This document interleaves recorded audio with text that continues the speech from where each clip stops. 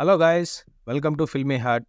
భారతీయుడు 2 దేశాన్ని పాడు చేయాలంటే విధ్వంసం చేయాలి. కానీ పూర్తిగా రూట్ లెవెల్‌లో దేశాన్ని బాగు చేయాలన్నా విధ్వంసమే జరుగుతుంది అనే థాట్‌ని చాలా బాగా చూపించారు శంకర్ గారు. అదే మూవీకి కోర్ పాయింట్.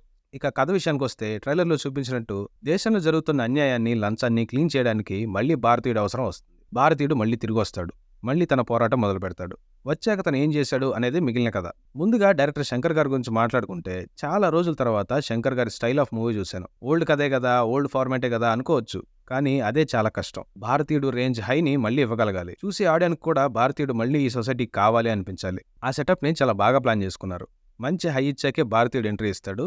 కథగా చూస్తే ఎక్కువ ఈవెంట్స్ ఉంటాయి గానీ మేజర్ పోర్షన్ ఆఫ్ ద స్టోరీని భారతీయుడు 3కి సెటప్ చేసి పెట్టుకున్నారు. కానీ ఇందులో జరిగే ప్రొసీడింగ్స్ అన్నీ పార్ట్ 3కి చాలా అవసరం అనిపించింది. ఈ మాత్రం హై ఇవ్వకపోతే నెక్స్ట్ పార్ట్కి కరెక్ట్ సెటప్ ఉండదు. ఇక శంకర్ గారు తన స్టైల్ ఆఫ్ టేకింగ్ ని చాలా రోజుల తర్వాత చూపించారు. శంకర్ గారి మ్యాజిక్ అంతా ఎమోషనల్ హై ఇచ్చి దాని ప్రొసీడింగ్స్తో కథ చెప్పడమే. అది చాలా పర్ఫెక్ట్‌గా డెలివర్ చేశారు. ఇక యాక్టర్స్ విషయానికొస్తే కమల్ గారి గురించి చెప్పేదేముంది. ఈ ఏజ్‌లో కూడా అంత మేకప్ వేసుకుని అన్ని action episodes, chase sequences, emotional scenes అద్దరగొట్టేశారు. ఫెంటాస్టిక్ పర్ఫార్మెన్స్ ఇచ్చారు. ఇక సిద్ధార్థ్ పర్ఫార్మెన్స్ మేజర్ ప్లస్ అని చెప్పాలి. ఒక రెస్పాన్సిబుల్ సిటిజన్‌గా, యంగ్ ఇండియన్‌గా తన రోల్‌లో చాలా బావుంటుంది. మంచి ఆర్క్ ఉంటుంది. ఎమోషనల్ సీన్స్‌లో తన పర్ఫార్మెన్స్ చాలా బావుంటుంది. ఆ రోల్‌కి పర్ఫెక్ట్ యాక్టర్. ఎస్‌జే సూర్య గారి రోల్ తక్కువ ఉన్నా చాలా బావుంటుంది. బాగా సెట్ అయ్యారు. ఇక ప్రియా భవానీ శంకర్, జగన్, మనోబాల గారు, వివేక్ గారు, నెడుముడి వేణు గారు, బాబీ సింహ గారు వాళ్ళ రోల్స్‌కి చాలా యాప్ట్‌గా ఉన్నారు. చాలా బాగా చేశారు. కొన్ని సీన్స్‌లో వివేక్ గారికి, నెడుముడి వేణు గారికి ఏఐని యూజ్ చేసినా చాలా బాగా చేశారు. మంచి అవుట్‌పుట్ ఇచ్చారు. రవివర్మన్ గారి క్యామ్ వర్క్ చాలా బాగుంది. ఈ మధ్య చూస్తున్న బ్రైట్ కలర్స్ లైటింగ్ కన్నా న్యాచురల్ లైట్ ని బాగా యూజ్ చేసుకున్నారు. ప్రతి విజువల్ చాలా రిచ్‌గా, ఫ్రెష్‌గా ఉంటుంది. ఎడిటర్ శ్రీకర్ ప్రసాద్ గారు మంచి అవుట్‌పుట్ ఇచ్చారు.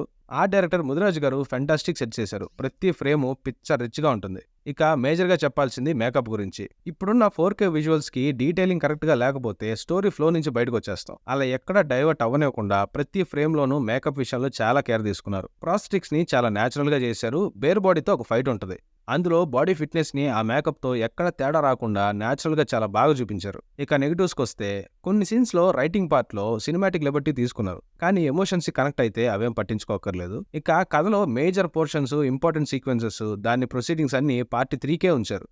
కానీ నెక్స్ట్ పార్ట్ ఎఫెక్టివ్‌గా ఉండాలంటే ఈ సెటప్ చాలా అవసరం. ఇక మ్యూజిక్ డైరెక్టర్ అనిరుద్. భారతీయుడు తిరిగి రావాలి అన్న కంబ్యాక్ పోర్షన్‌కి తన స్టైల్ ఆఫ్ కంపోజిషన్ అండ్ బీట్స్‌తో మంచి హై ఇచ్చారు. కానీ ఎమోషనల్ సీన్స్‌లో మళ్ళీ ఓల్డ్ భారతీయుడు ట్యూన్‌నే యూజ్ చేసుకున్నారు. ఎంత బాగున్నా రెహమాన్ గారి మ్యూజిక్‌ని మిస్ అవుతున్నాం అన్న ఫీల్ వస్తుంది. మొత్తానికి చాలా ఇయర్స్ తర్వాత శంకర్ గారి కంబ్యాక్ మూవీ భారతీయుడు 2 థియేటర్‌లో చూడండి, బాగా ఎంజాయ్ చేస్తారు. ఎక్కడో మన రియల్ లైఫ్‌లో కూడా భారతీయుడు అవసరం ఉంది అనిపిస్తుంది మీకు కూడా. ఎండ్ టైటిల్స్ అయిన వెంటనే వెళ్ళిపోకుండా కాసేపు ఆగండి. నెక్స్ట్ పార్ట్‌కి కూడా డీసెంట్ క్లిఫ్ హ్యాంగర్‌ని యాడ్ చేశారు. పోస్ట్ క్రెడిట్ సీన్‌తో ఎండ్ చేశారు. మంచి హై ఇస్తుంది. సో ఇదండి మన రివ్యూ.